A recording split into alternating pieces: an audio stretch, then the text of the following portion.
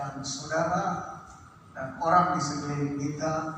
Mari kita minta kekuatan dari Tuhan untuk kita bisa melakukannya.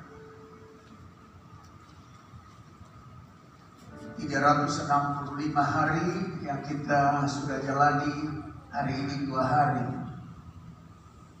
masih 363 hari, masih 51 minggu, karena 52 minggu. Dan sekarang minggu yang pertama kita sudah selesaikan hari ini. Dan untuk melakukan pekerjaan yang besar yang masih sisa yang Tuhan berikan kepada kita sebagai bapak, ibu, pemuda, pemudi, remaja, aktivis gereja, hamba Tuhan, gembala, pengkhotbah, itu kita mesti selesaikan tahun ini. Kalau boleh selesaikan tahun ini, karena kita tidak tahu tahun yang berikutnya. Maka itu ada teolog yang berkata, kalau hidup hari ini, anggaplah bahwa besok kita tidak hidup, sehingga kita bisa selesaikan pekerjaan yang patut kita selesaikan hari ini. Tak usah tunda bukan besok. Dan pada minggu pertama ini, selain dari kebaktian sambut tahun baru dan kebaktian tahun baru, minggu pertama ini saya ingin dan saya mau kita memasuki dan berada di dalam persaudaraan yang kuat, persekutuan yang kuat, unity, sebuah kesatuan. Karena faedah-faedah daripada kesatuan itu benar-benar sadar atau tidak, beberapa banyak poin pekerjaan Tuhan itu terlaksana secara langsung tanpa kita mengerjakannya. Untuk itu saya baca dulu Mazmur 133, ada 3 ayat saja. Nyanyian Siara Daud. Jadi ini nyanyian siara yang Tuhan taruh di hati Daud, bicara di hati Daud untuk diwariskan kepada bangsa Israel dan kepada gereja Tuhan dan kepada kita semua, kepada penduduk dunia sebenarnya. Nyanyian siara Daud. Sungguh alangkah baiknya dan indahnya apabila saudara diam bersama dengan rukun, seperti minyak yang baik di atas kepala meleleh ke janggut, yang meleleh ke janggut harum dan ke leher jubahnya, seperti embun gunung Hermon yang turun ke atas gunung-gunung Sion. Sebab kesanalah Tuhan memerintahkan berkat kehidupan untuk selama-lamanya. Dan saya ingin memberikan sedikit latar belakang mengapa Tuhan taruh ini di hati Daud untuk ditulis dan diwariskan kepada bangsa Israel dan kepada gereja hari ini. Pertama, latar belakang yang melahirkan Mazmur Siarah ini atau nyanyian siarah ini, nyanyian mengadakan perjalanan dalam hidup. Pertama, Daud memiliki sejumlah istri dan memiliki sejumlah besar anak. Tapi ternyata anak-anaknya tidak bisa duduk bersama dengan sehati,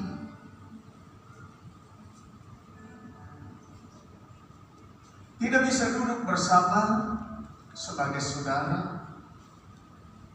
Malah kalau kita membaca keturunan daripada Daud, mereka saling membantai, saling bermusuhan satu dengan yang lain. Bahkan ayah mereka, Daud sendiri, mereka kejar untuk membunuhnya. Kita tahu cerita itu. Dan Daud dalam keadaan melihat keturunannya tidak bisa duduk bersama, tidak bisa berbicara bersama, tidak memiliki kesehatan. Dan mungkin ini membuat kepedihan, keluh kesah daripada Daud. Lalu Mazmur ini diberikan untuk Daud tulis.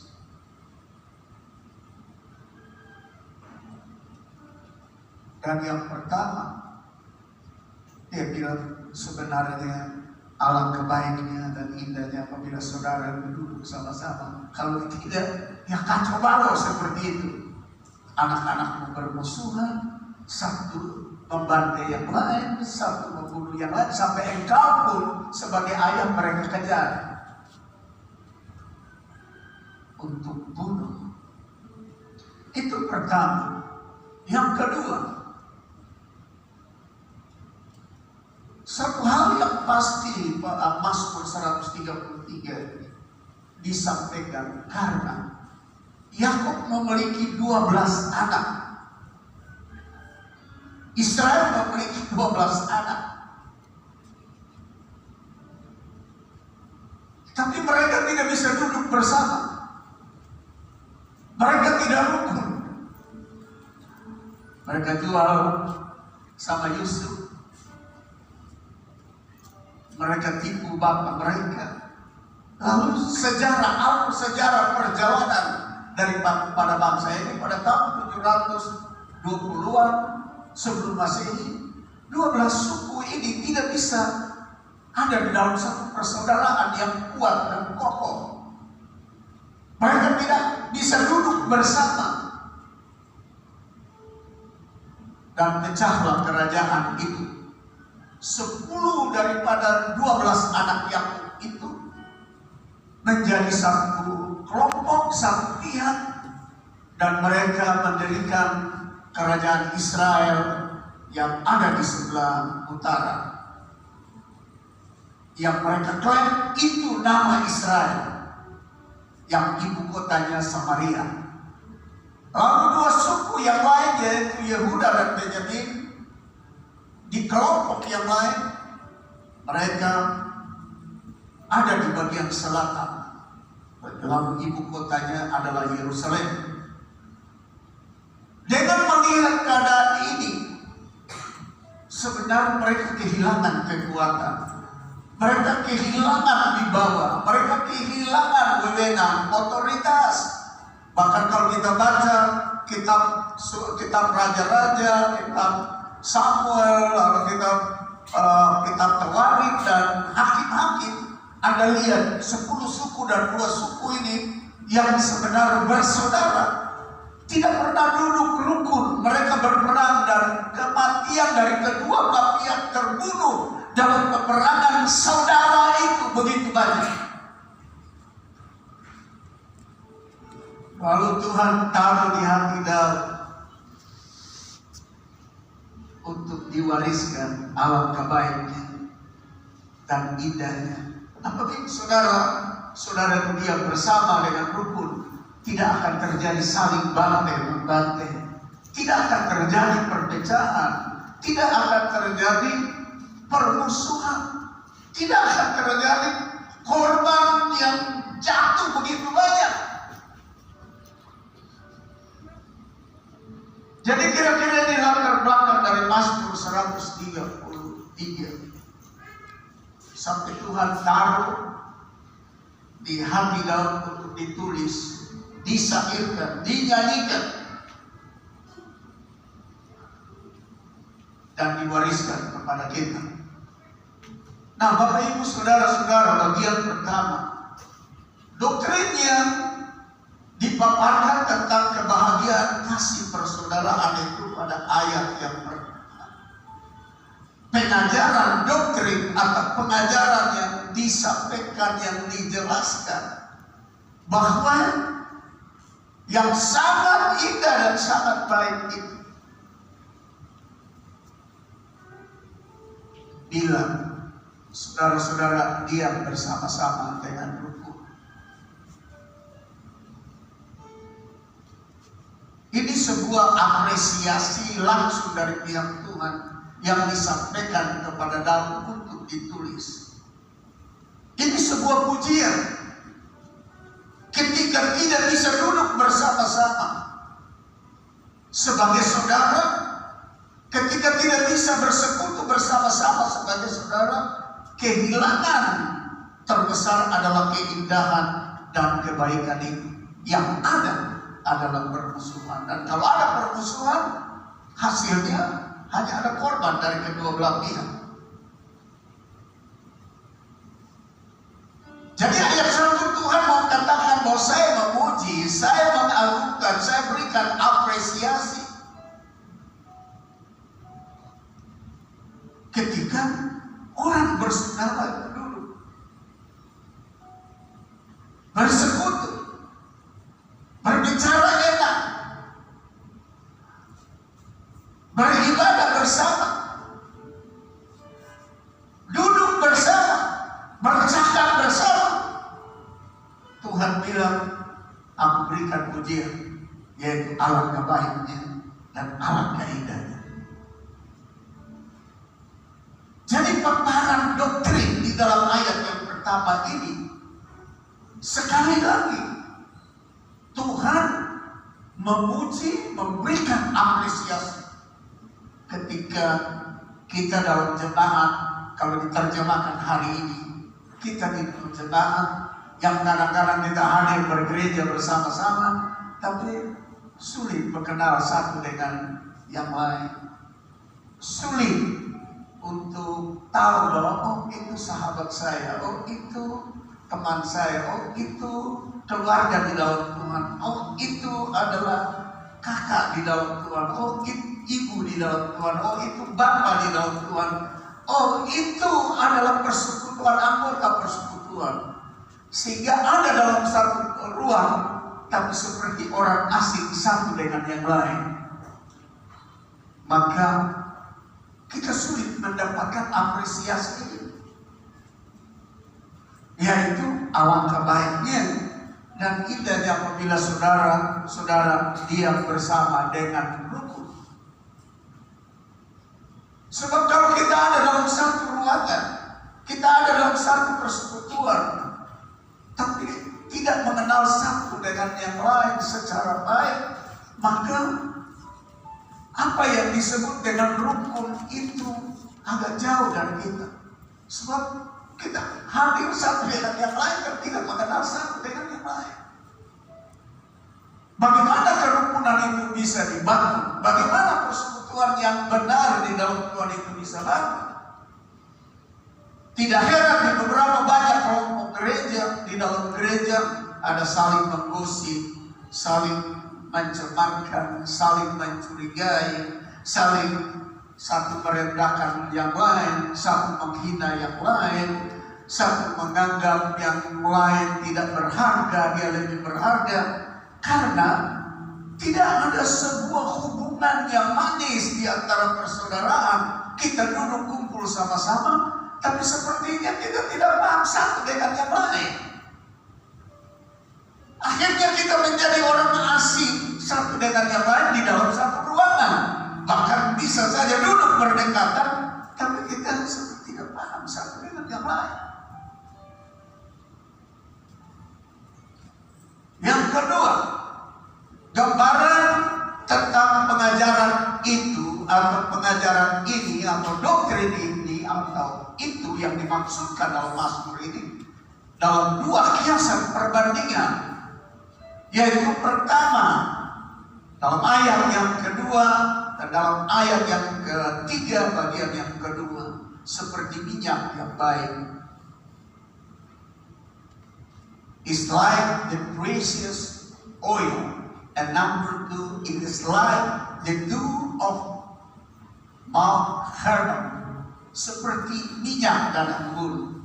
Ayat yang ketiga, ayat yang kedua dia bilang seperti minyak yang baik di atas kepala meleleh ke jakut, yang meleleh ke jakut Harun dan ke leher jubahnya. Dan ketiga, ayat 3, seperti embun gunung Hermon yang turun ke atas gunung-gunung Sion.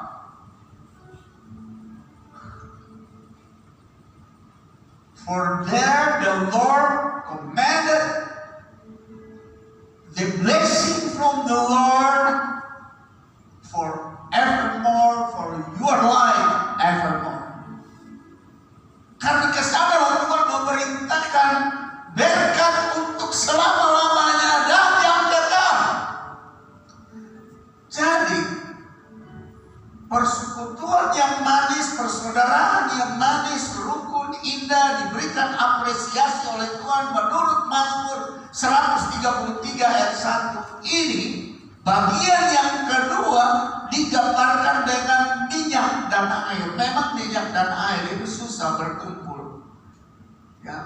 Tetapi dalam konteks ini mau berbicara tentang apa Alkitab, apa firman Allah bicara tentang soal minyak dan berbicara soal anggur.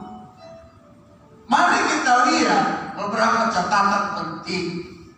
Minyak urapan untuk mengangkat derajat dan menetapkan seseorang menjadi bangsawan dan terhormat. Jadi persekutuan itu, persaudaraan yang baik itu pertama dapat pujian dari Tuhan, alangkah indahnya. Yang kedua, ia menggambarkan sebuah doktrin tentang dua bahan cair yang berbeda. Tetapi dua bahan cair yang berbeda ini punya makna yang luar biasa. Pertama, minyak yang di dalam Alkitab dikatakan sebagai minyak urapan. Dan minyak urapan itu untuk apa? Untuk mengangkat derajat, untuk menetapkan seorang menjadi bangsawan atau orang terhormat. Jadi kalau persekutuan yang Tuhan berkata betapa indah dan betapa mulianya, betapa baiknya persekutuan itu melahirkan, yaitu digambarkan dengan minyak dalam Alkitab, mengurapi, mengangkat orang jadi raja, mengangkat derajat orang, mengangkat orang menjadi terhormat. Dari mereka yang ada di level bawah diangkat naik seperti gembala domba menjadi raja, seperti Saul yang sembunyi di antara barang-barang, sibuk dengan barang-barang duniawi, diurapi lalu jadi raja.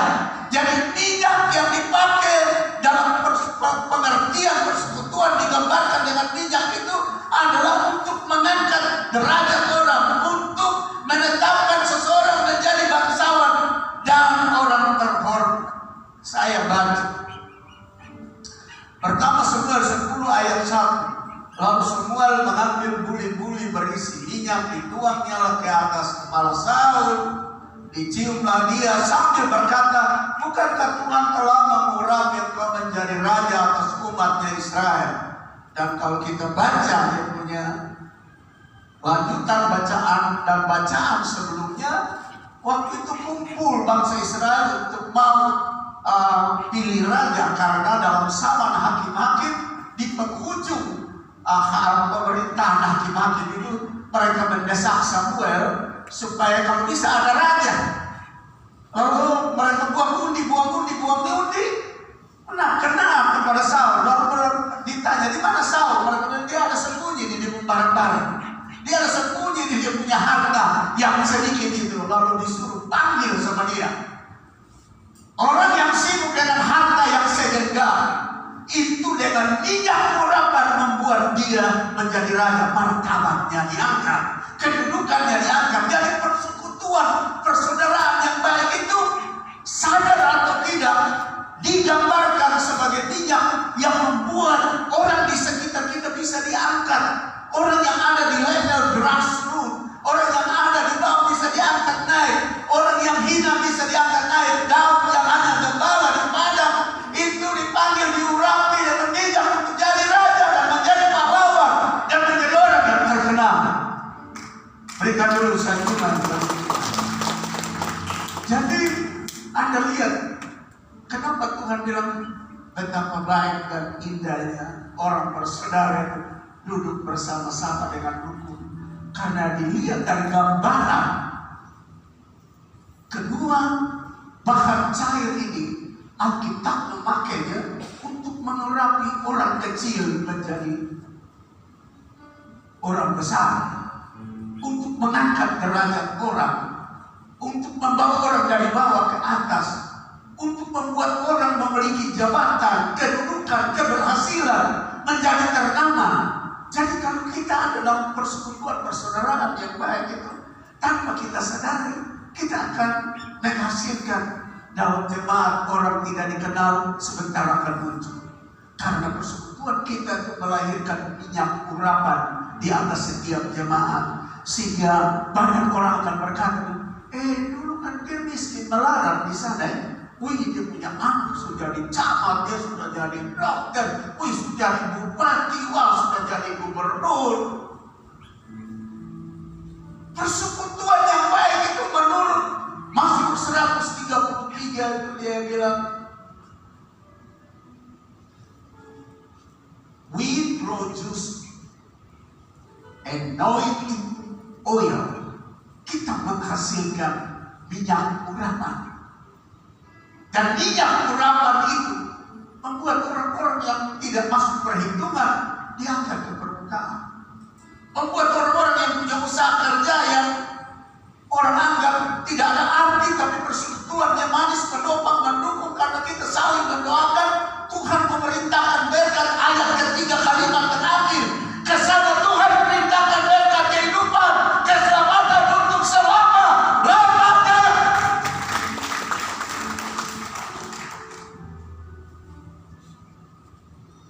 Pertama Raja-Raja 19 ayat 16,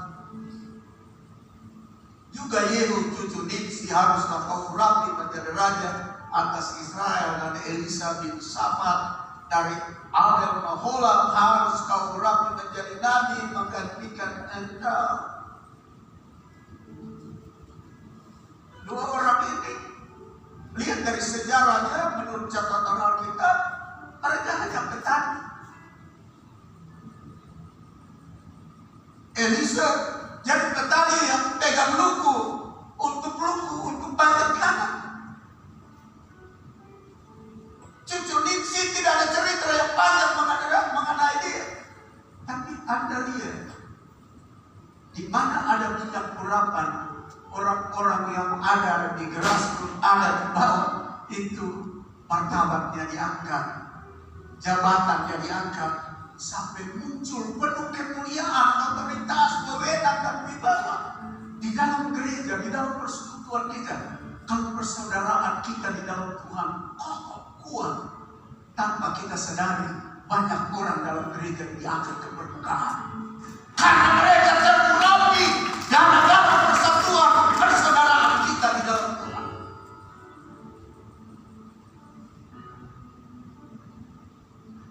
Dan yang kedua digambarkan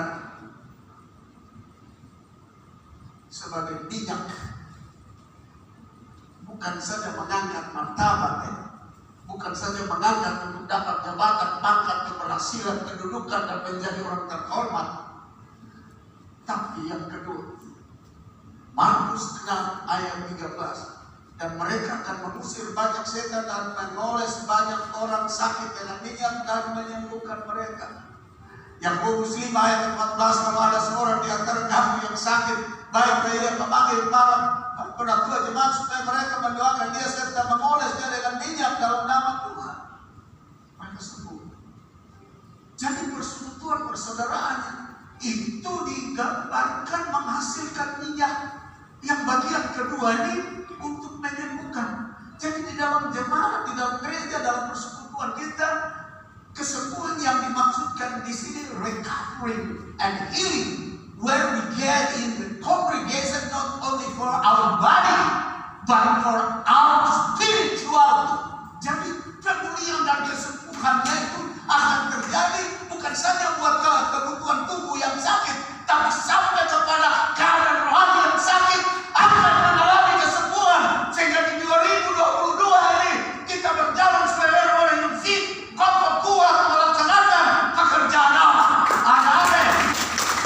Anda lihat itu hebatnya persatuan, hebatnya duduk bersama sebagai saudara yang rukun di dalam Tuhan, dalam gereja, dalam persekutuan berjemaat.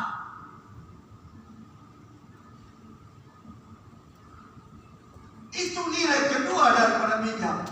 Mari kita lihat gambaran yang kedua mengenai minyak, mengenai embun.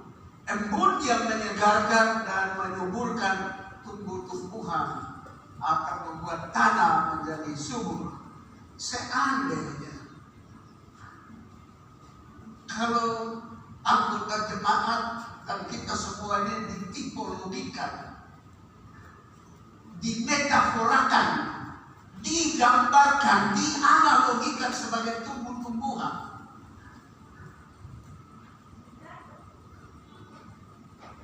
maka persekutuan yang manis itu akan melahirkan bagian yang kedua yang digambarkan menjadi sebuah pelajaran penting bagi kita adalah embun. Ulangan 32 mudah-mudahan pelajaranku menitik laksana hujan, perkataanku menetes laksana embun, laksana hujan renai ke atas tunas muda dan laksana dirus hujan ke atas tumbuh-tumbuhan. Tujuannya apa? Supaya kekristenan persaudaraan ini bertumbuh, mengalami kesegaran, mengalami pertumbuhan, mengalami kesegaran, mengalami kesuburan, mengalami apa yang disebut dengan rasa aman, rasa tenteram. Pertumbuhan terjadi. Sekali lagi saya ulangi ayat ini kepada kita.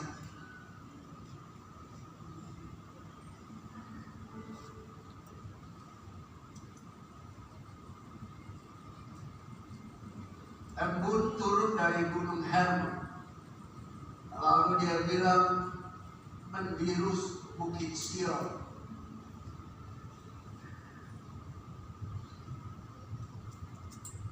Kita bisa lihat di mana ada orang duduk bersaudara dengan rukun, hormat Tuhan, saling mengasihi. Dia akan menghasilkan sesuatu yang disebut embun yang turun ke atas bukit-bukit Sion. Ini sebenarnya apa maknanya selain daripada kalau kita ditipologikan dan dianalogikan sebagai tanaman, kita akan bertumbuh karena embun, karena air yang sejuk membuat semuanya berkembang, bertumbuh dan menghasilkan dengan baik. Dan jemaat dan semua kita, bapak, ibu, pemuda, pemudi, anak sekolah minggu, aktivis gereja, pengkhotbah, bagian sound, multimedia, bagian musik, bagian singer, sopida, semua akan menikmati kesegaran itu. Dan kesegaran itu menghidupkan, menyegarkan. Embun itu menyegarkan, menghidupkan, membuat kita produktif, menghasilkan dengan berlimpah.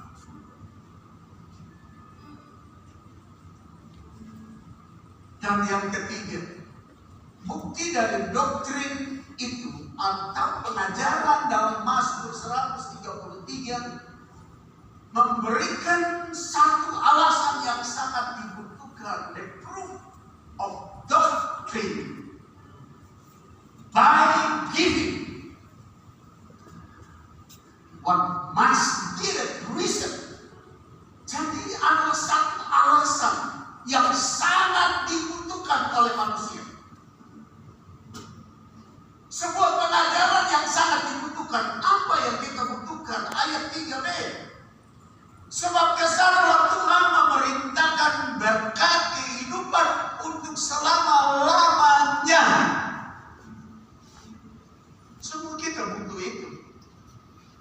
Berkat kehidupan untuk selama-lamanya. Mulai dari bumi ini terus ke surga. Persekutuan persaudaraan itu melahirkan apa yang kita perlukan, apa yang kita butuhkan, yang sekian lama menjadi pergumulan kita. Sebab kesanalah Tuhan memerintahkan berkat kehidupan untuk selama-lamanya. Kalau kita lihat kalimat ini, kelihatannya kita tidak perlu lelah letih terlalu ya.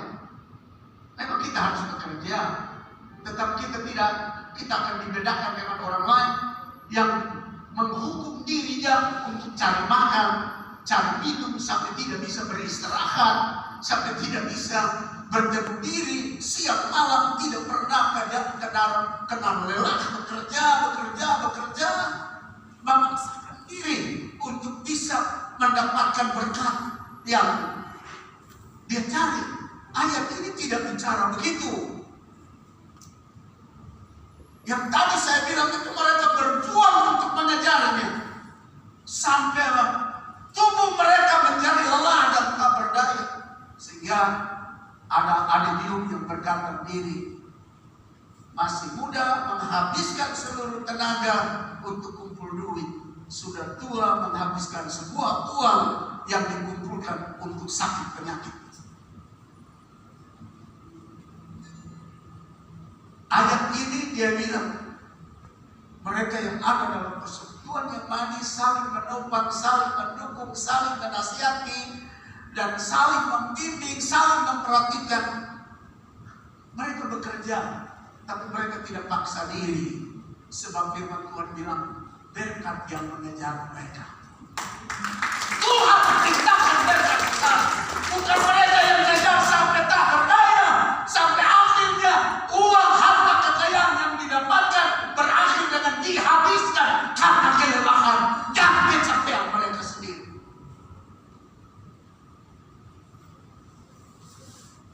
Sebab kesana,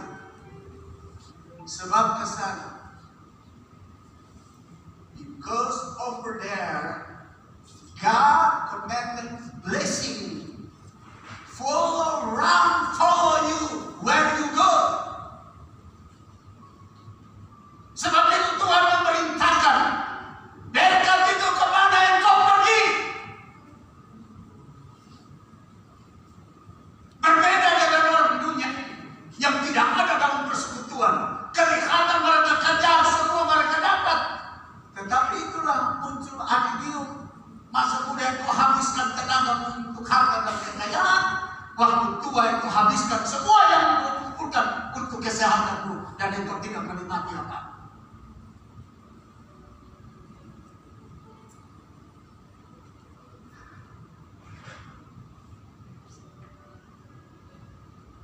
Tapi ternyata Mazmur 133 ini tidak diperhatikan. Yang ditulis oleh Daud dalam abad ke-10 sampai abad yang ke-5 sebelum Masehi. Perjanjian Lama selalu hitung tahunnya menurun.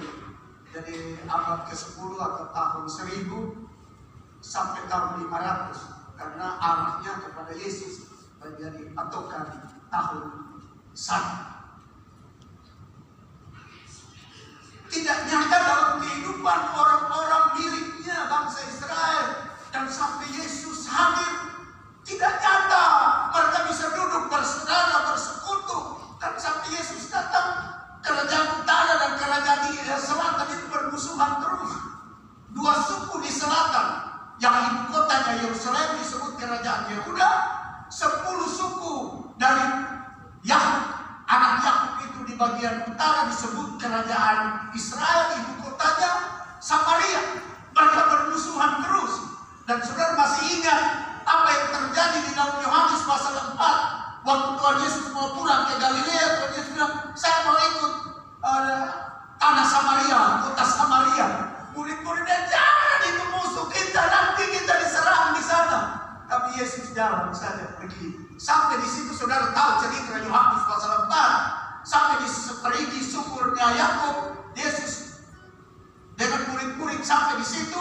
Karena murid-murid menurut catatan yang kita baca bila mereka pergi beli makanan, tapi dalam analisis teologis itu karena murid-murid takut masuk daerah musuh. Mereka punya musuh ini, 10 suku punya kota, lalu mereka alasan pergi beli makanan. Sebenarnya itu alasan dalam analisis teologi. Karena mereka takut masih bermusuhan besar. Sampai Tuhan Yesus masih bermusuhan, belum bisa duduk bersaudara.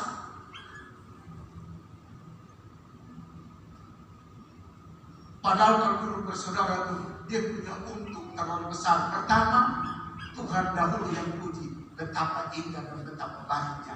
Kalau orang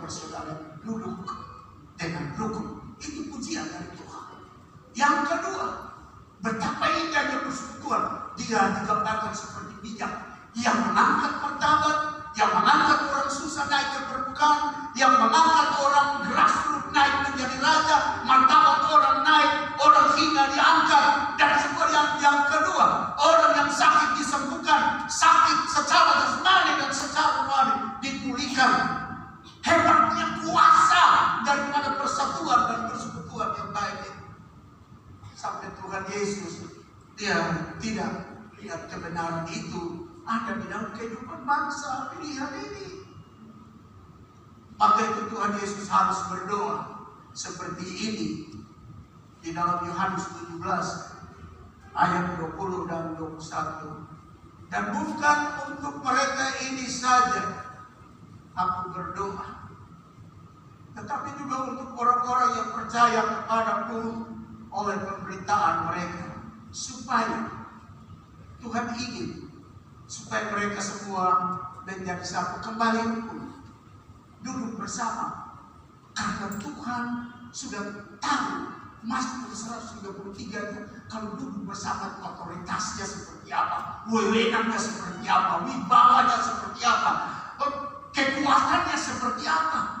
Tuhan Yesus datang sebagai Allah yang mencari manusia. Dia lihat kenapa mereka tidak melakukan ini supaya mereka beroleh kemenangan dalam kehidupan mereka. Lalu Tuhan Yesus berdoa dalam Yohanes 1:17, Father, I pray,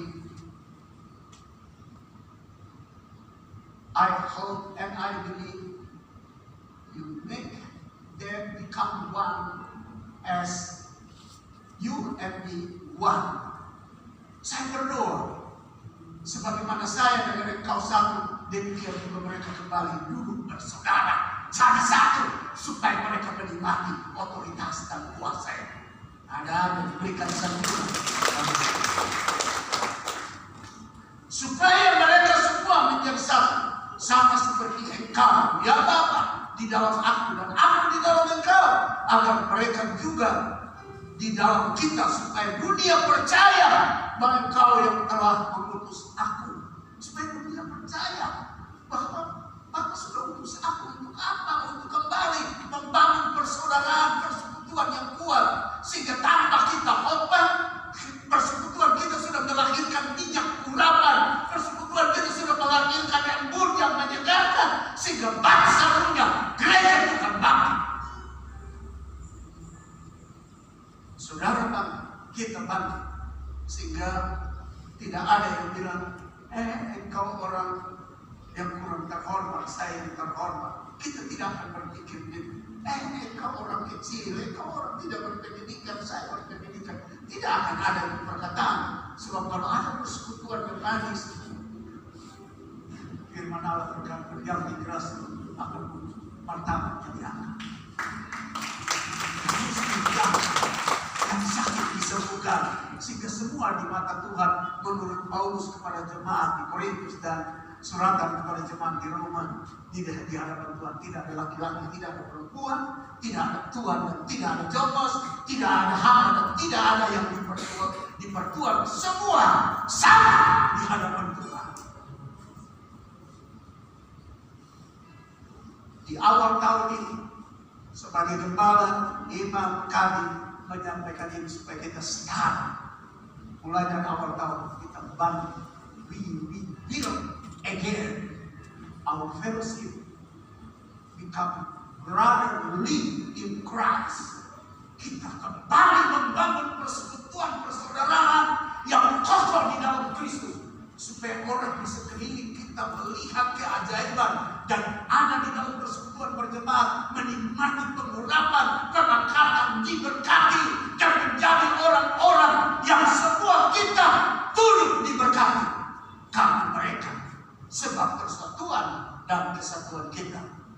Karena keinginan Tuhan adalah, Tuhan Yesus punya keinginan, sehingga dia berdoa supaya Mazmur 133 ini kalau bisa kembali terjadi di dalam zaman Yesus mengadakan pelayanan 3,5 tahun.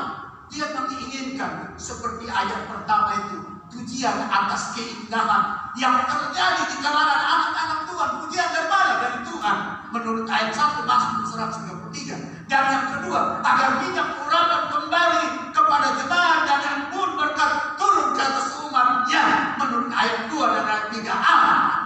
ketiga, supaya berkat keselamatan untuk selama-lamanya dikembalikan atas milik pusakanya. Ada amin. Berikan senyuman seperti itu. Karena itu, therefore, in the beginning of 2022, we will rebuild and rekindle our brotherly fellowship, unite. Thus we will enjoy the beauty of the blessing from the Lord. Finally, we can invent the day of 2022 dengan persekutuan yang baik, membangun kembali persekutuan serta kembangkan kesatuan persaudaraan kita. Dengan demikian kita menikmati keindahan berkat-Nya, dan akhirnya finally we can implement the deal of 2022. Akhirnya kita dapat melaksanakan tema 2022, yaitu sekarang. Nyatakan secara detail perubahanmu, atau yang kita letakkan pada tema yang disebar ke seluruh Indonesia dan kepada teman-teman di luar negeri adalah now declare your changes. Sekarang saya terangkan secara detail, nyatakan secara detail tentang perubahan kita. Sekali lagi mari kami berikan sanjungan.